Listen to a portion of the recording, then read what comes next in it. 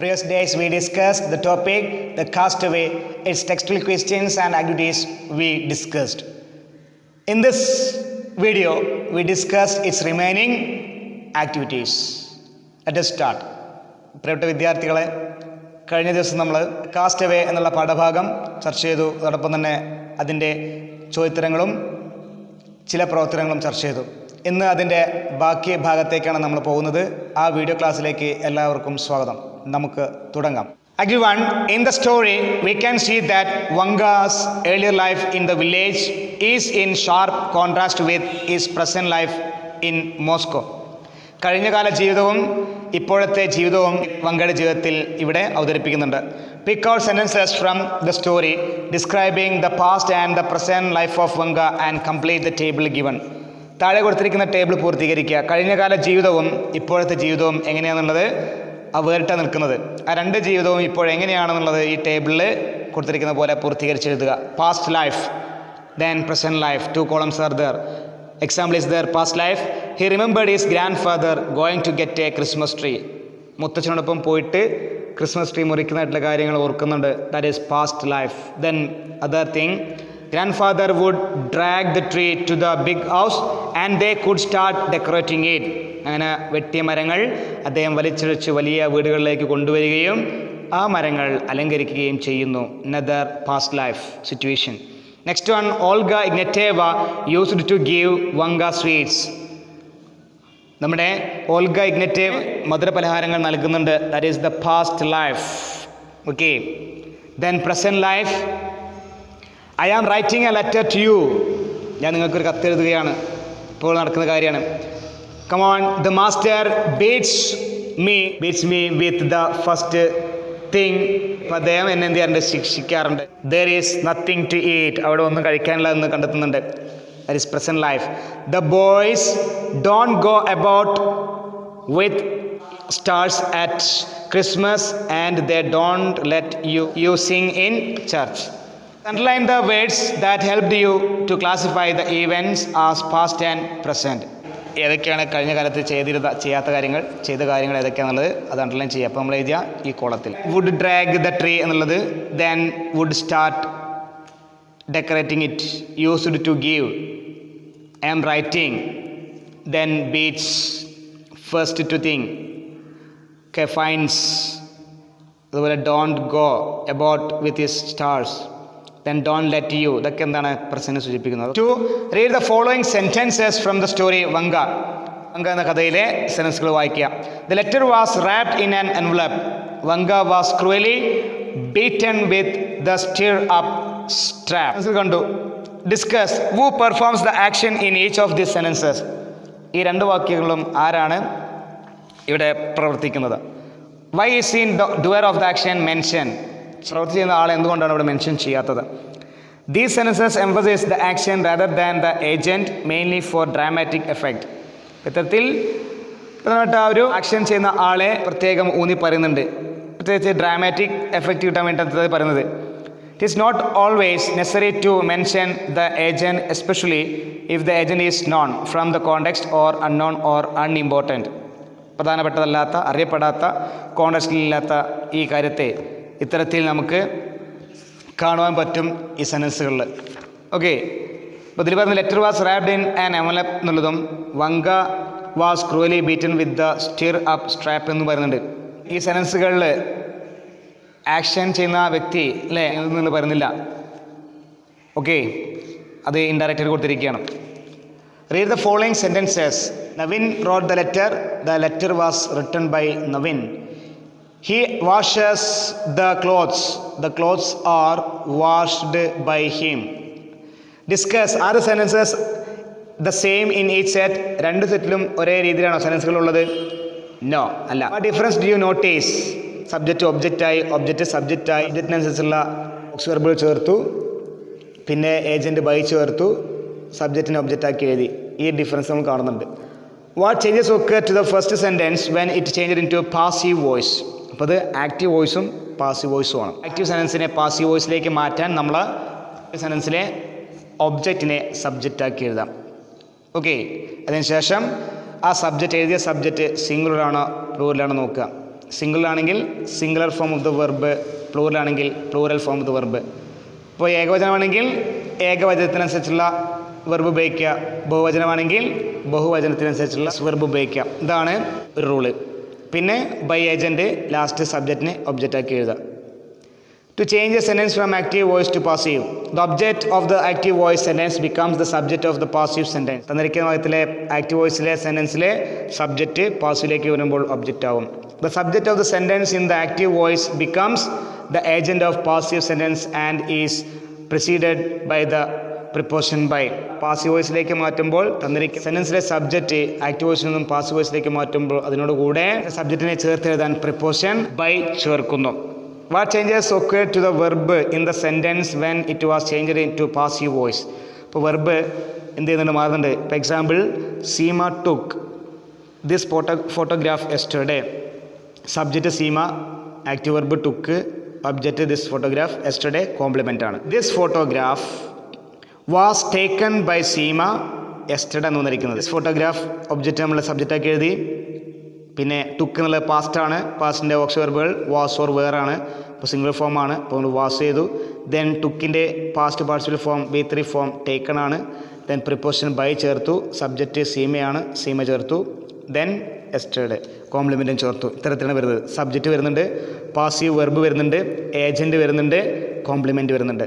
Active verbs and passive verbs from the above examples. മുകളിൽ നിന്നുള്ള active വെർബുകളും passive വെർബുകളും ഏതൊക്കെയാണെന്നുള്ളത് എടുത്തെഴുതുക. 2 columns, active verbs, then passive verbs. First one, active verbs. Here active verbs are wrote, then washes, then took. These are the active verbs. Then passive verbs, was written, are washed, was taken. Okay, these are the passive verbs. That's all. Next one, change the following sentences from the active to passive voice. തന്നിരിക്കുന്ന active വോയിസിലെ സെൻറ്റൻസുകളെ passive വോയിസിലേക്ക് മാറ്റുക. First one, Vanga is writing A letter. Vanga ഒരു കത്ത് എഴുതിക്കൊണ്ടിരിക്കുകയാണ്. ഇതൊരു active sentence ആണ്. അപ്പോൾ നമ്മൾ passive വോയിസിലേക്ക് മാറ്റുമ്പോൾ തന്നിരിക്കുന്ന വാക്യത്തിലെ ഒബ്ജക്റ്റിനെ സബ്ജക്റ്റാക്കി എഴുതുക. അപ്പോൾ ഇതിലേതാണ് എ ലെറ്റർ എന്നുള്ളതാണ് ഒബ്ജക്റ്റ്. ഇപ്പോൾ നമ്മൾ എഴുതുകയാണ് സബ്ജക്റ്റായിട്ട് എ ലെറ്റർ. അപ്പോൾ പാസീവിൽ ഒബ്ജക്റ്റ് സബ്ജക്റ്റാക്കി എ ലെറ്റർ. എ ലെറ്റർ എന്നുള്ളത് സിംഗുലറാണ്, സിംഗുലർ സബ്ജക്റ്റാണ്. അതുകൊണ്ട് അതിനനുസരിച്ചുള്ള വെർബാണ് ഉപയോഗിക്കേണ്ടത്. ഈസ് തന്നെ, ഈസ് ഉപയോഗിച്ചു. ഇനി ശ്രദ്ധിക്കേണ്ട കാര്യം, വെർബിൻ്റെ ING ഫോമാണ് ഉപയോഗിച്ചിട്ടുള്ളത്. ING ഫോം വന്നു കഴിഞ്ഞാൽ നമ്മൾ ഒബ്ജക്റ്റിനെ സബ്ജക്റ്റാക്കി എഴുതി പിന്നീട് വെർബ് ചേർത്ത് കഴിഞ്ഞിട്ട് അടുത്ത് നമ്മൾ ചേർക്കേണ്ടത് ബീയിങ് ആണ്. കാരണം ING ഫോം വന്നു കഴിഞ്ഞാൽ ബീയിങ് ചേർക്കുക. അപ്പോൾ എ ലെറ്റർ ഈസ് ബീയിങ്. പിന്നെ സാധാരണ പോലെ നമ്മുടെ വെർബിൻ്റെ തേർഡ് ഫോം ബൈ ഏജൻറ്റ് ചേർക്കുക, സബ്ജക്റ്റ് എഴുതുക. അപ്പോൾ ഇങ്ങനെ വരും, a letter is being written by Vanka എന്ന് വരും. Okay, that's the answer. Then second one, Alyakhin beats Vanka every day. Vanka is beaten by Alyakhin every day എന്ന് വരും. Grandfather would give the dogs snuff. The dogs would given by grandfather. Satish had brought a grand inkstand. A grand inkstand been brought by Sadish. That is the fourth one. Fifth one, Nilkanda stole the inkstand. The inkstand was stolen by Nilkanda. Sixth one, grandfather will save Vanga. Vanga will be saved by grandfather. That is all. Then 3, read the following sentences from the story. കഥയിൽ നിന്നുള്ള ചില സെൻറ്റൻസുകൾ കാണാം. Eel and Kashtanga would follow him with drooping head. The unexpected kindness made him burst into tears. ഈ ഒരു പ്രതീക്ഷിക്കാത്ത ഒരു ദയ കണ്ടപ്പോൾ അവന് വളരെയധികം സങ്കടം തോന്നി കരയാണ്. In the above sentences, the adjectives drooping and unexpected describe the nouns head and kindness respectively. The adjective drooping ends in ing and unexpected ends in ed. നൗണിനെ സൂചിപ്പിക്കാൻ വേണ്ടി ഹെഡ്, കൈനസ് എന്നൊക്കെ സൂചിപ്പിച്ചിട്ടുണ്ട്. അഡ്ജക്റ്റീവ് ഡ്രൂപ്പിംഗ് അവസാനിക്കുന്നത് ing കൊണ്ടും unexpected എന്നുള്ളത് അവസാനിക്കുന്നത് ed കൊണ്ടുമാണ്. Pick out sentences with similar adjectives from the story and complete the table given below. താഴെ കൊടുത്തിരിക്കുന്ന ടേബിളുകൾ പൂർത്തീകരിക്കുക. അഡ്ജക്റ്റീവിന് സമാനമായിട്ടുള്ള സെൻറ്റൻസുകൾ ഇതേപോലെ എടുത്തെഴുതുക. Sentences with adjectives ending ing. Sentences with adjective ending in ed. ഇപ്പോൾ ed കൊണ്ടും ing കൊണ്ടും അവസാനിക്കുന്നത് ഇതേപോലെ adjective ഉദാഹരണങ്ങൾ എടുത്ത് എഴുതുക. Example: the roaring storm, the pouring rain, the bludgeoning thunder and the lightning, black cloud all took their part. Okay, ing ആണ് പറഞ്ഞത്. roaring, pouring, bludgeoning. Okay, the next one: the enchanting nature and the soothing presence of Kiran, who took up the roles of his sister and mother combined because of the music of song. ഇവിടെയൊക്കെ ing കൊണ്ടുള്ള കാണാം. Then ed: let him know that a recovered person never needs further medical recovery. This unexpected kindness made him burst into tears. Unexpected, recovered. Okay, ed കൊണ്ട് അവസാനിക്കുന്ന adjectives ആണ്. Discuss what difference do you notice between adjectives ending ed and adjective ending in ing.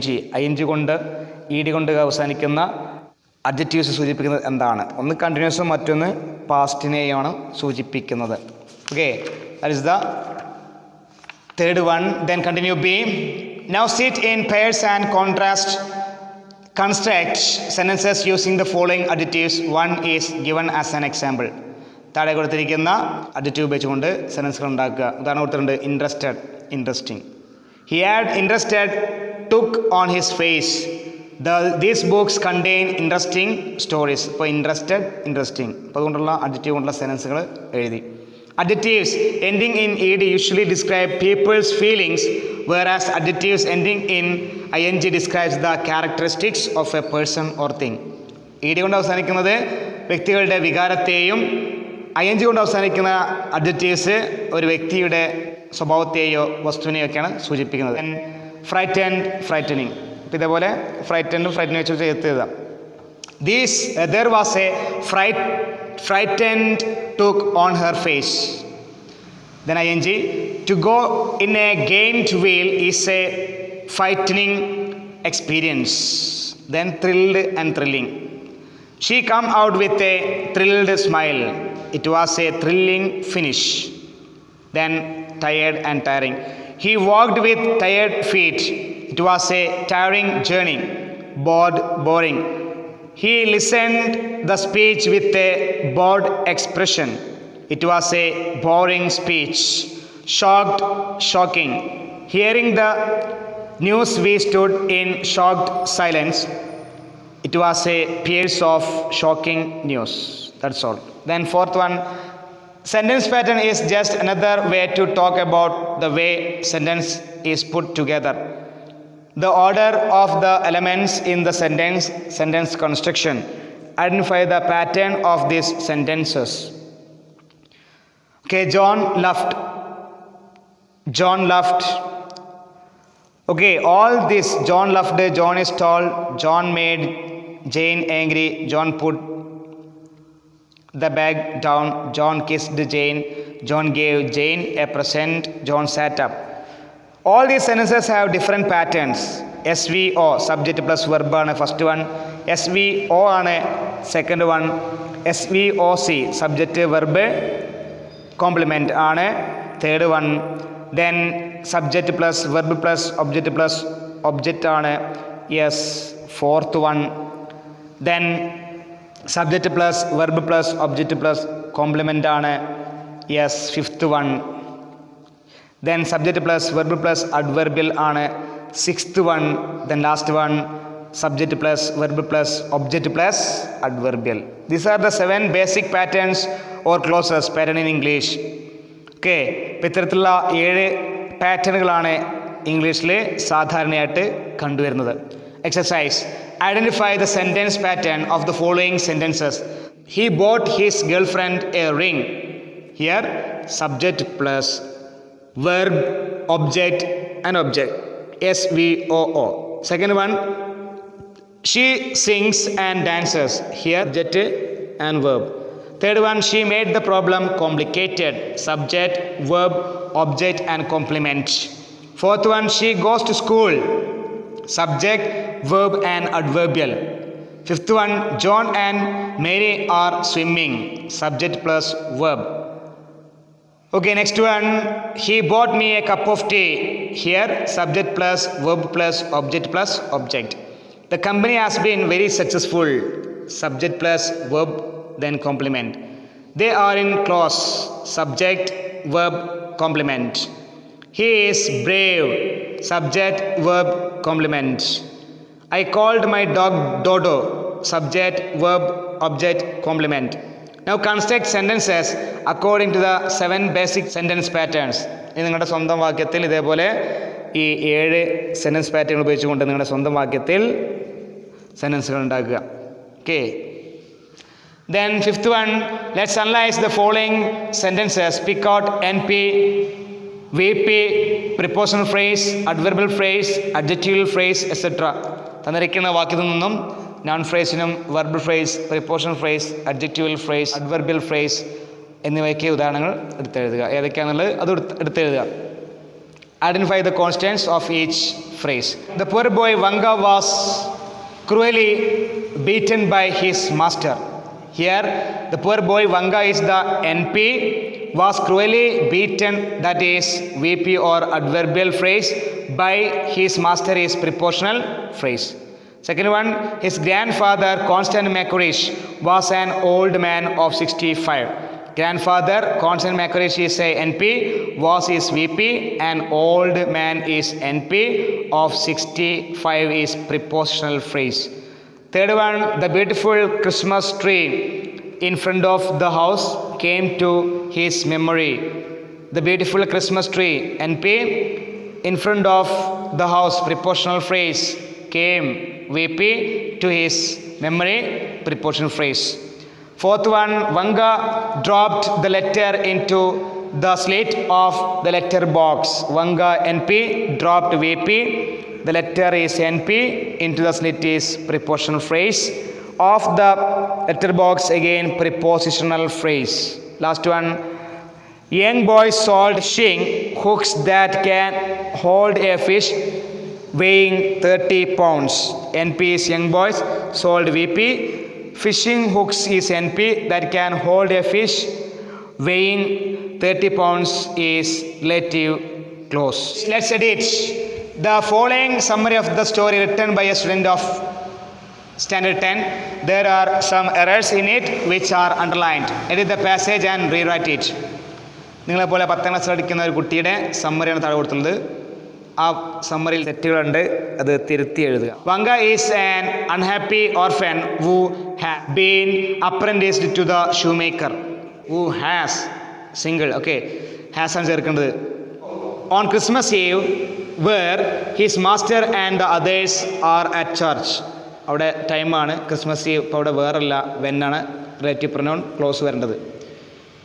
Vanga sits down to writing a letter to his grandfather. അപ്പോൾ writing down to write എന്ന് വരും. Okay, grandfather Constant Macorish in his native village where Vanga lived before being sent to the city. ഇവിടെ had lived, Vanga had lived എന്ന് വരും. After the death of her mother, Vanga was dispatched to the shoemaker. അവൻ്റെ അമ്മയുടെ മരണത്തിന് ശേഷം. അപ്പോൾ അവിടെ ഹിസ്സാണ്, ഹെറല്ല, ഫീമെയിൽ ജെൻഡർ കൊടുത്തുള്ള മെയിൽ ജെൻഡർ, റിലേറ്റീവ് പ്രൊനൗൺസ് ഹിസ്സാണ് വേണ്ടത്. He thoughts about the grandfather's dogs Kashtanka and eel. കഷ്ടാങ്കയെയും ഡോഗ്സിനെയും, മുത്തശ്ശൻ്റെ ഡോഗിനെയും കഷ്ടാങ്കയെയും ഈലിനെയൊക്കെ അവൻ ഓർത്തു, ചിന്തിച്ചു. അപ്പോൾ ഇവിടെ തിങ്സ് ആണ് വേണ്ടത്, തോട്ട്സ് എന്ന് പറയില്ല, തിങ്സ്. ചിന്തകൾ അല്ല, ചിന്തിക്കുക. അപ്പം ചിന്തിക്കുക എന്നുള്ള അർത്ഥത്തിൽ തോട്ട്സ് എന്നുള്ളത് മാറ്റി തിങ്സ് ആക്കുക. Things. Kashtanka is too old for mischief or the wily eel is sly and treacherous. So answer is G, ബട്ടാണ്. അവിടെ ഓർല്ല, but the wily eel is sly and treacherous. വങ്കാസ് homesickness and misery emerged heartbreakingly as he returned his letter. Vangas, apostrophe s. Misery. Is a spelling തെറ്റാണ്. Misery, MISERY, misery.